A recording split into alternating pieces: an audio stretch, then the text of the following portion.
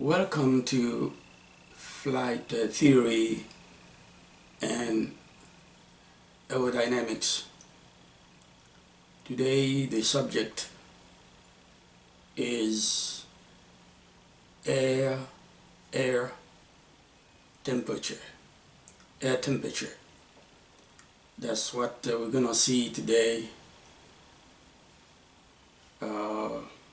in this video. Right off the bat, I'm gonna say that the air temperature decreases with altitude, just like static pressure, and basically is for the same reasons. And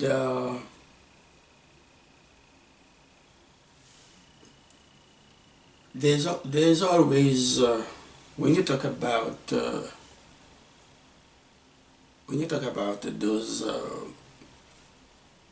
those elements, those properties of the air, there's going to be a standard sea level value for each one of them, because the values that those air properties have at sea level are different when in different altitudes. So the temperature, the standard sea level temperature is 59 degrees Fahrenheit and 15 degrees Celsius. 15 degrees Celsius. That's the standard sea level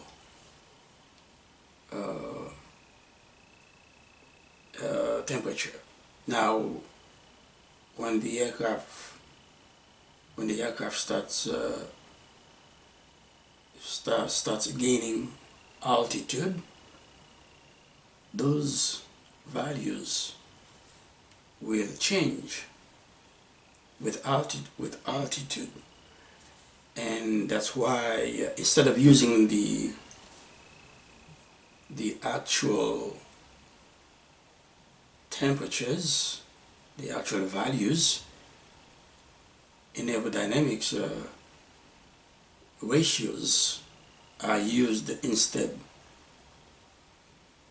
Temperature ratio,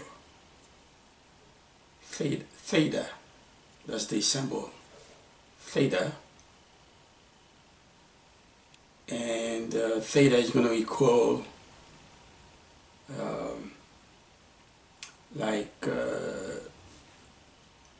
theta is going to equal I would say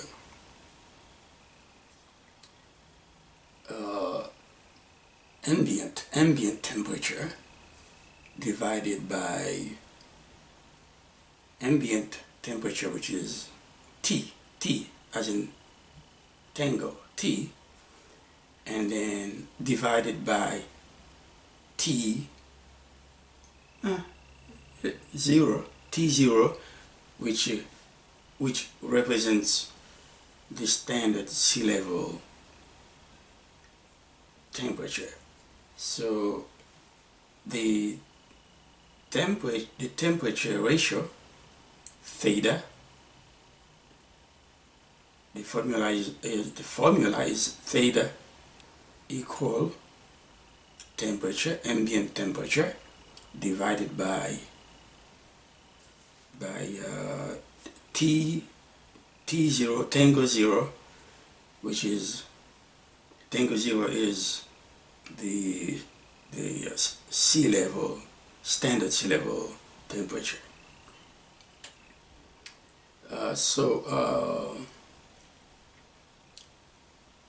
that's it is always good to remember that every time we talk about the air properties, temperature, and static pressure, density, there's always there's always a standard value, a sea level standard, but there's always a standard sea level value for each of those air properties. That's what you have. You have you have ratios because those values will change with altitude. When it comes to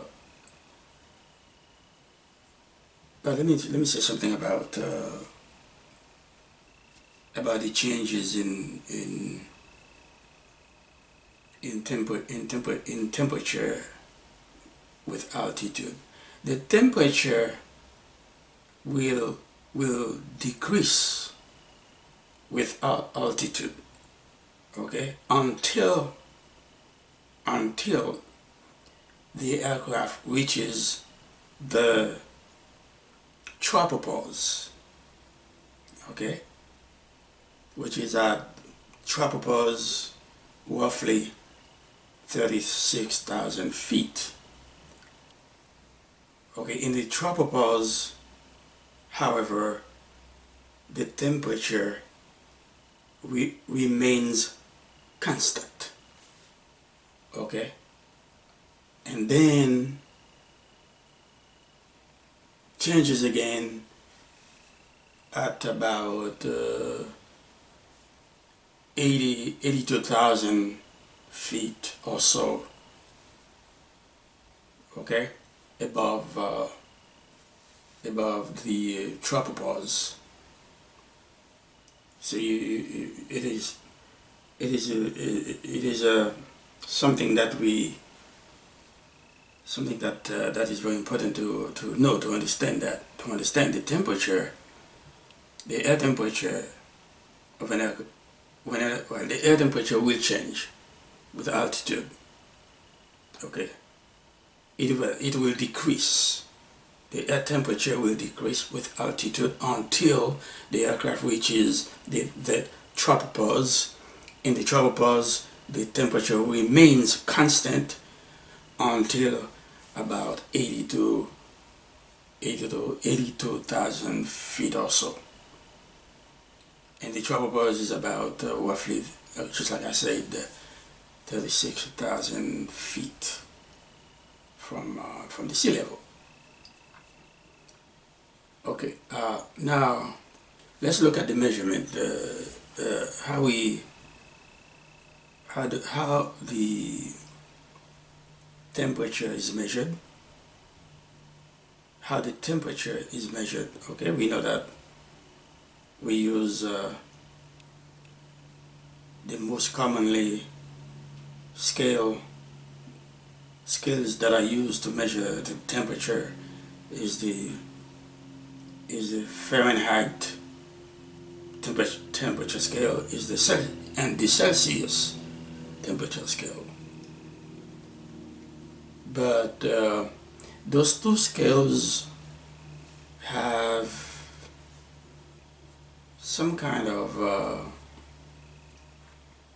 they have flaws when it comes to doing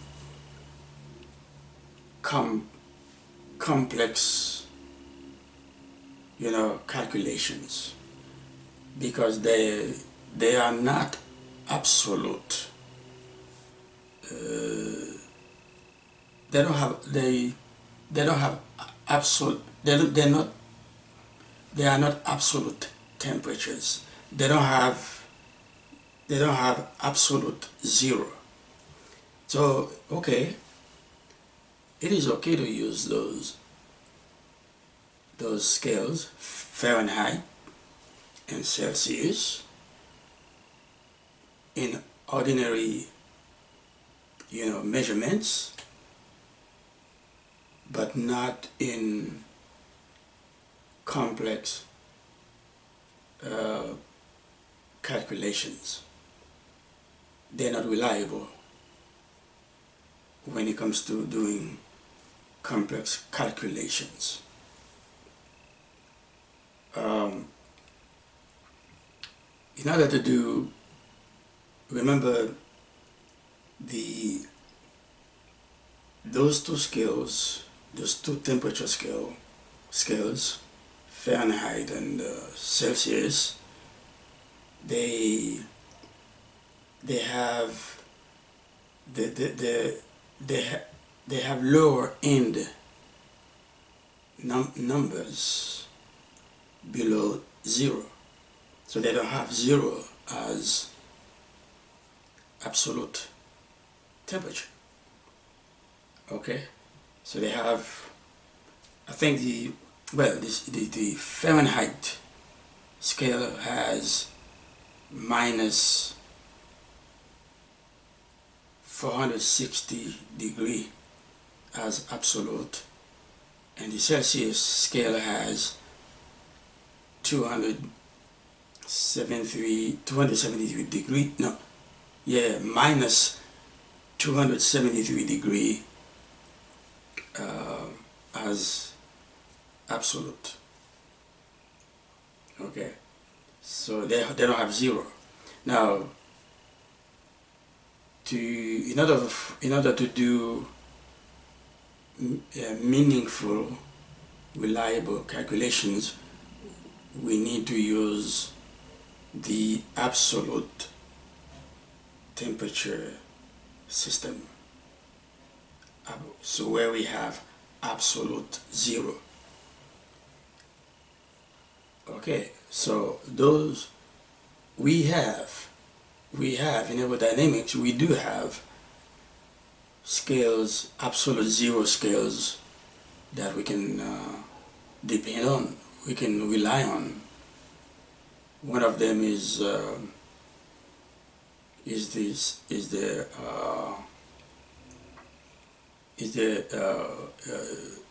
Kelvin scale with absolute zero, and the other one is the Rankine scale with absolute zero. You know what absolute zero mean? I mean, the absolute zero means that once the temperature reaches that point,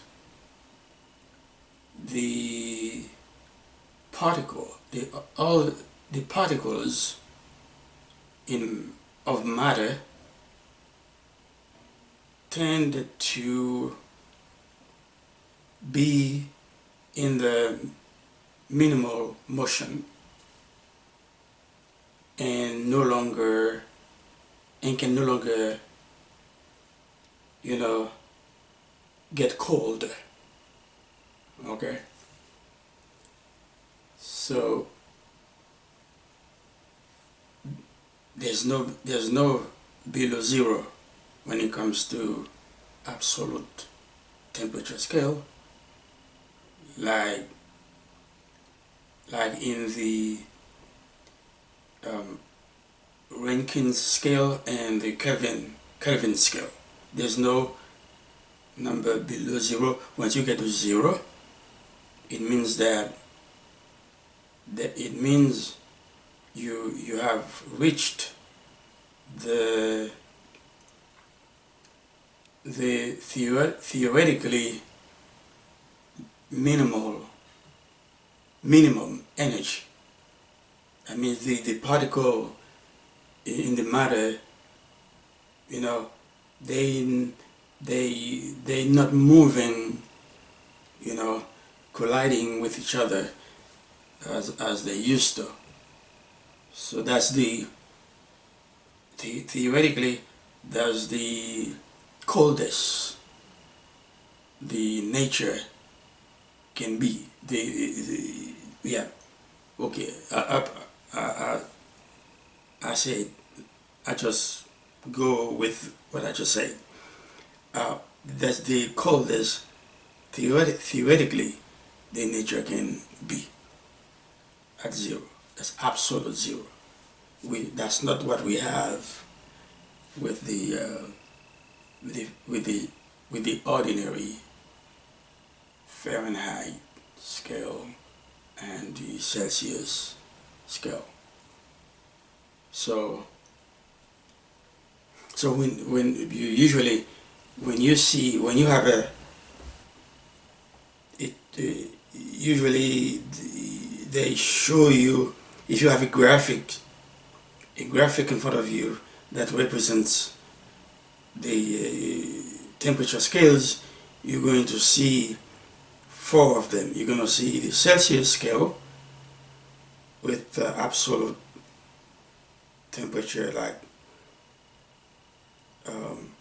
273 minus 273 degree.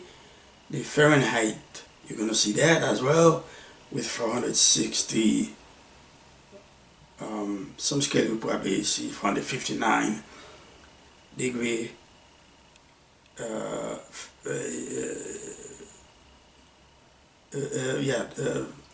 460 or 459 degree, and then you see the Kelvin. You see the Kelvin scale with absolute zero, and you see the Rankine scale with absolute zero. Absolute 460 degree for the Fahrenheit scale, absolute 270, I keep forgetting the minus, absolute minus 460 degree for the Fahrenheit scale, absolute minus 273 degree for the Celsius scale, and absolute zero for both the Kelvin and Rankine's scales. So that's what I got for temperature, and next time we will see. By the way, at the when an aircraft reaches the tropopause, and the temperature at that point, the temperature is gonna remain constant at the tropopause, and the temperature at the tropopause is actually minus 69.7 Fahrenheit, and theta, which is the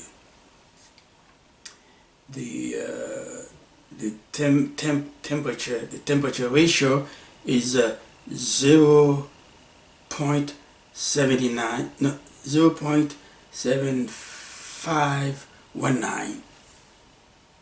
Okay, so one last thing before I finish. Now, to convert absolute, well, let's okay. I should not even say absolute. Okay, for Fahrenheit and Celsius scale, I should not even say that. I just say that to prove a point. To prove a point. So if you want to convert Fahrenheit to absolute Rankine, for example, you're gonna have to add 460 degree to the standard sea level 59 degree Fahrenheit to get, to convert from Fahrenheit to Rankine, because you remember the Rankine scale is is an offspring of a Fahrenheit scale. Okay, is what I meant to say. The Rankine scale is derived from the Fahrenheit scale. Now, if you want to convert the Celsius scale into Kelvin's scale, now you're gonna add 273 degree from the Celsius scale, the minimum, the bottom,